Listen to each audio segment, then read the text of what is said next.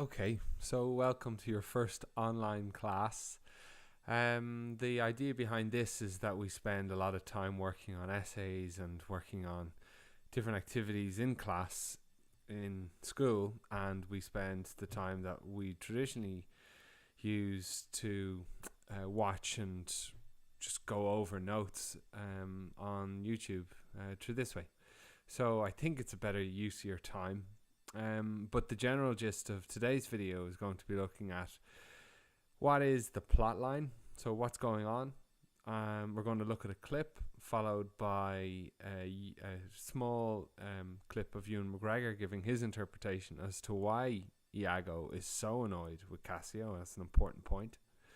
And then we're going to go through some of the significant elements of this particular scene with me talking over some of the clips. So hope that's okay by you guys. Anyway, there's a multiple choice set of questions to your left, and so as you're going through the first stage of this, just try to answer as many as you can. I'm looking for over 90%. Not everyone has to be correct, but as good as everyone needs to be correct. They're pretty straightforward, so as long as you're paying attention, you should be able to get them.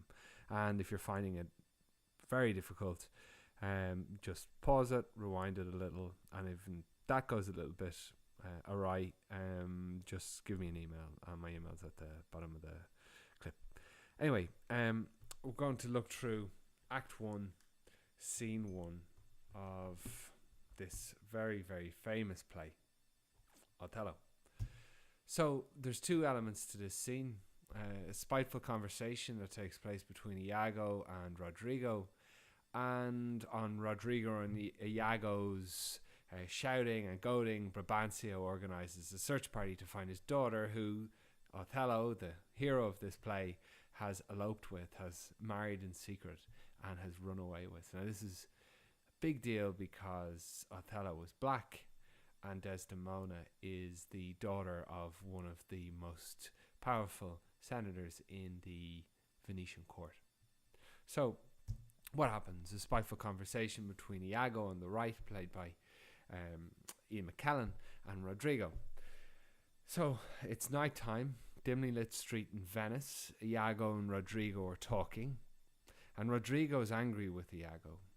He's bribed Iago to help him try to court Desdemona, and has obviously not succeeded in marrying Desdemona, as she's just eloped with Othello.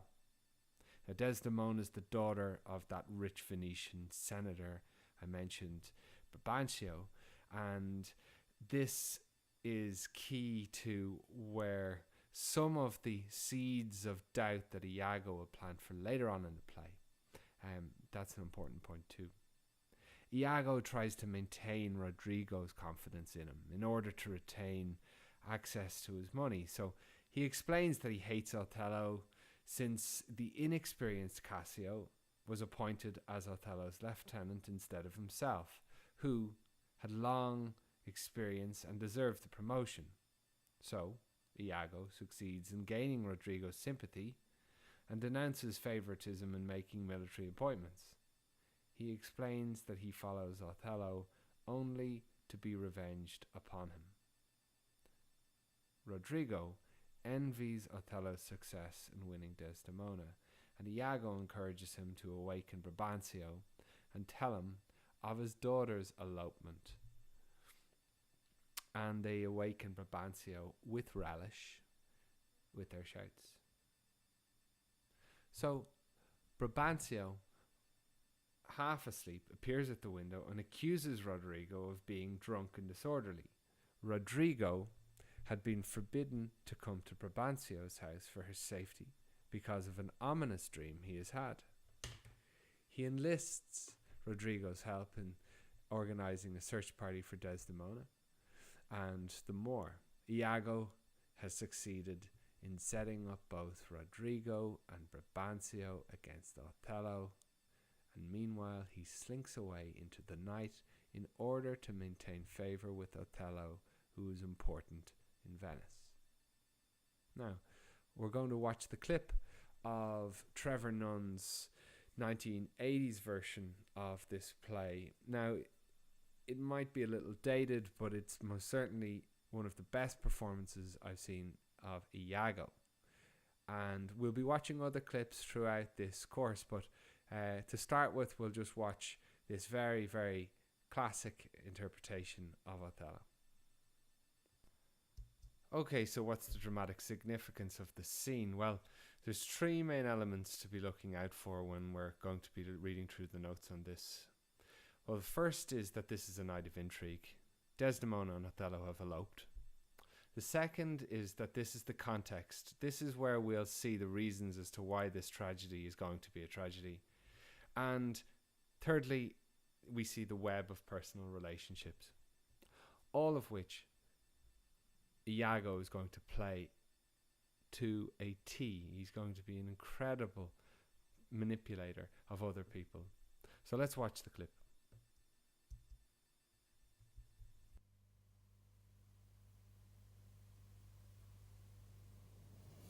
Dost never tell me.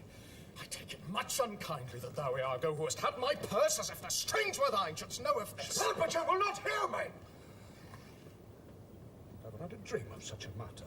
Abhor me. Thou toldst me thou didst hold him in thy hate. Despise me if I do not. 3 great ones of the city, in personal suit, to make me his lieutenant, off-capped to him. And by the faith of man, I know my prize. I am worth no worse a place. But he, as loving his own pride and purposes, evades them with a bombast circumstance horribly stuffed with epithets of war, and in conclusion, none suits my mediators, for certes, says he, I have already chosen my officer. And what was he? Forsooth, a great arithmetician, one Michael Cassio, a Florentine, who never set a squadron in the field, nor the division of a battle knows more than a spinster. Mere prattle without practice is all his soldiership, but he, sir, had the election. And I, of whom his eyes had seen the proof at Rhodes, Cyprus, and on other grounds Christian and heathen, must be lead and calmed. He, in good time, must his lieutenant be, and I, God bless the man, his Moor ship's ancient. By heaven, I rather would have been his hangman. But there's no remedy. 'Tis the curse of service. Preferment goes by letter and affection, not by the old gradation when each second stood out to the first. But simply judge yourself whether I in any just turn am a find to love the Moor. I would not follow him then. Oh, sir, content yourself. I follow him to serve my turn upon him. We cannot all be masters, nor all masters cannot be truly followed. You shall mark many a duteous and meek-crooking knave who, doting on his own obsequious bondage, wears out his time, much like his master's ass for naught but provender, and when he's old, cashiered.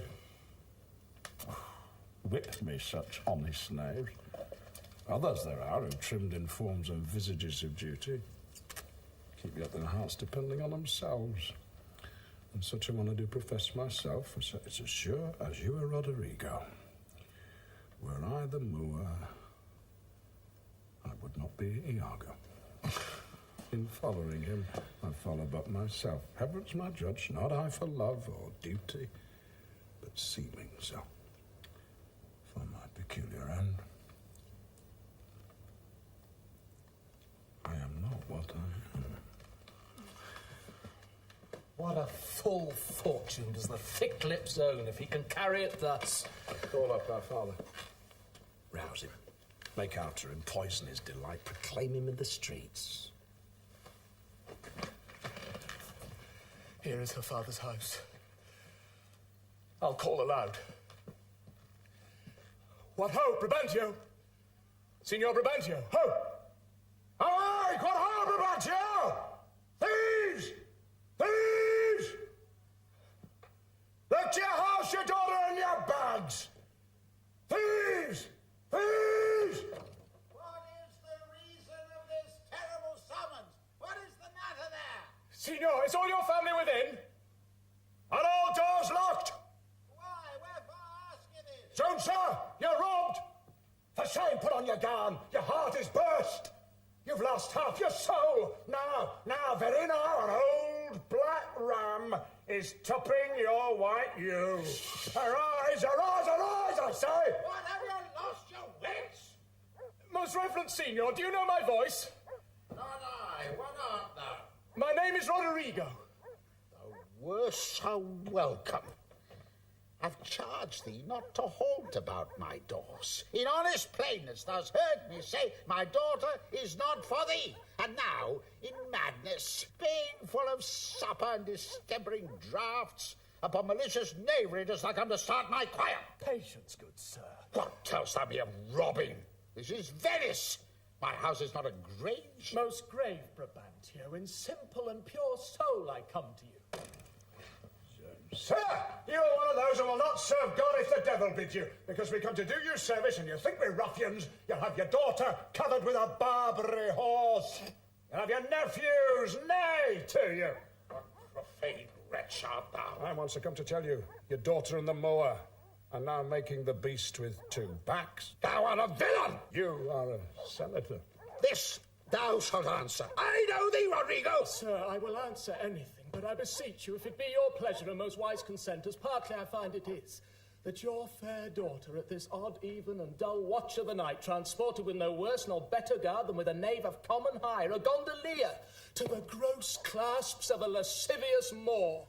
If this be known to you and your allowance, we then have done you bold and saucy wrongs, but if you know not this, my manners tell me we have your wrong rebuke. Your daughter, if you have not given her leave, I say again, hath made a gross revolt, tying her duty, beauty, wit, and fortunes in an extravagant and wheeling stranger of here and everywhere. Straight satisfy yourself, if she be in her chamber or your house, let loose on me the justice of the state for thus deluding you. Strike on the tinder hoe. Give me a taper. Call up all my people. Lie! I say lie! Farewell, for I must leave you. It seems not meet nor wholesome to my place to be produced. As if I stay, I shall, against the moor.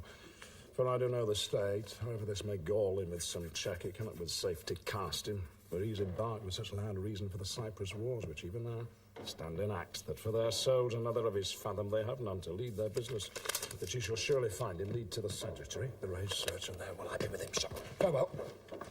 It is too true and evil. Gone she is. And what's to come of my despised time is naught but bitterness. Now, Roderigo, where didst thou see her? Oh, unhappy girl, with the Moor, says. Who would be a father? How didst thou know 'twas she? She deceives me. Past thought. What said she to you? Get more tapers. Raise all my kindred.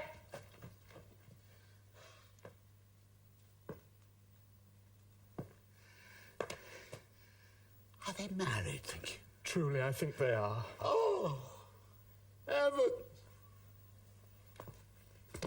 Ah, got she out! Oh, treason of the blood.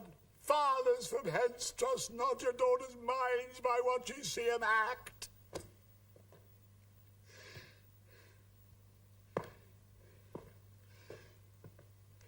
Is there not charms by which the property of youth and maidhood may be abused? Have you not read, Roderigo, some such thing? I have, sir. Call up my brother. Oh, that you had had her. Some one way, some another. Do you know where we may apprehend her and the Moor? I think I can discover him if you please to get good guard and go along with me. Pray lead me on. Go get your weapons up and raise some special officers of night. On, good Roderigo. I deserve your pains.